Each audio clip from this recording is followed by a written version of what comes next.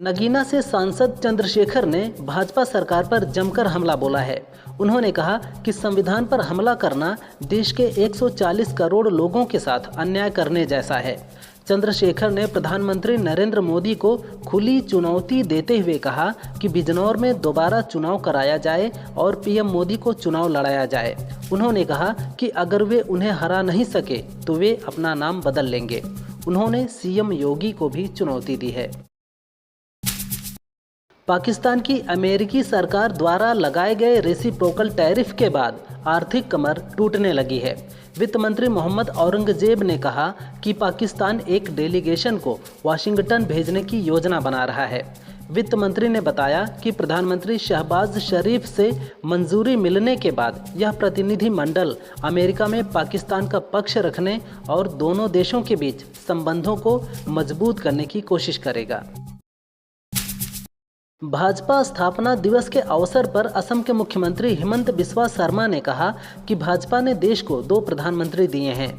प्रधानमंत्री मोदी का तीसरा कार्यकाल हमारे लिए अभूतपूर्व सफलता है। आज देश के 21 राज्यों में भाजपा या एनडीए की सरकारें हैं। भाजपा और एनडीए ने सुशासन की नई परंपरा शुरू की है।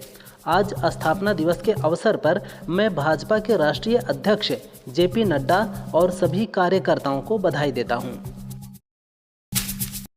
मुख्यमंत्री योगी आदित्यनाथ ने कहा कि आज कन्या पूजन के साथ बासंती नवरात्रि का यह कार्यक्रम अब समापन की ओर जा रहा है। दैनिक जीवन में भी सभी लोगों का यह दायित्व बनता है कि वे बेटे और बेटी के बीच भेदभाव न करें। देशवासियों को इस बात को समझना चाहिए। आज की इस तिथि पर मैं जगत जननी मां भगवती के चरणों में नमन करता हूं। मैं पूरे प्रदेशवासियों को बासंती नवरात्रि की हार्दिक बधाई देता हूं। अमेरिकी राष्ट्रपति डोनाल्ड ट्रंप द्वारा लगाए गए नवीनतम पारस्परिक शुल्कों के विरुद्ध किसी भी समन्वित वैश्विक प्रतिक्रिया या जवाबी कार्रवाई में भारत शामिल नहीं होगा। एक रिपोर्ट में कहा गया है कि भारत तत्काल जवाबी कार्रवाई के बजाय बातचीत और रणनीतिक व्यापार पुनर्गठन को प्राथमिकता देगा।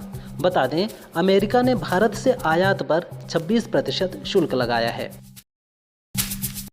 पीएम मोदी ने तमिलनाडु के रामेश्वरम में एशिया के पहले vertical lift span Pamban railway bridge का उद्घाटन किया। ब्रिज 2.08 किलोमीटर लंबा है। ब्रिज रामेश्वरम के पंबन द्वीप को भारत की मुख्य भूमि तमिलनाडु के मंडपम से जोड़ता है। भविष्य को ध्यान में रखते हुए इसे डबल ट्रैक और हाई स्पीड ट्रेनों के लिए डिज़ाइन किया गया है। इसकी नींव नवंबर 2019 में पीएम मोदी ने रखी थी। महाराष्ट्र के धाराशिव जिले में एक कॉलेज फेयरवेल के दौरान मंच पर स्पीच दे रही 20 साल की छात्रा की अचानक मौत हो गई। वह मंच से स्पीच दे रही थी, तभी छात्रा को हार्ट अटैक आया और वह जमीन पर गिर गई। अस्पताल ले जाने पर डॉक्टरों ने उसे मृत घोषित कर दिया।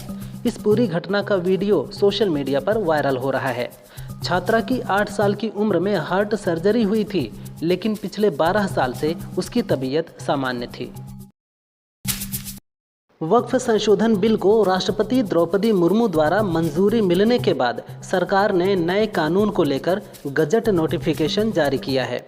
अब नए कानून को लागू करने की तारीख को लेकर केंद्र सरकार अलग से एक नोटिफिकेशन जारी करेगी। यह बिल 2 अप्रैल को लोकसभा और 3 अप्रैल को राज्यसभा में चर्चा के बाद पास हुआ था। नए कानून को लेकर विपक्ष के कई नेताओं ने अलग अलग याचिकाओं में सुप्रीम कोर्ट में चुनौती दी है। रेलवे में असिस्टेंट लोको पायलट के 9,900 पदों पर भर्ती निकली है। आवेदन की प्रक्रिया 10 अप्रैल 2025 से शुरू होगी और 9 मई 2025 तक चलेगी। इच्छुक कैंडिडेट ऑफिशियल वेबसाइट indianrailways.gov.in पर जाकर आवेदन कर सकते हैं। कैंडिडेट के पास 10वीं पास की मार्कशीट और संबंधित ट्रेड में ITI की डिग्री होनी चाहिए। उम्मीदवार की उम्र 18 से 30 साल के बीच होनी चाहिए। चेन्नई के MA चिदम्बरम स्टेडियम में दिल्ली कैपिटल्स ने चेन्नई सुपर किंग्स को 25 रन से हरा दिया।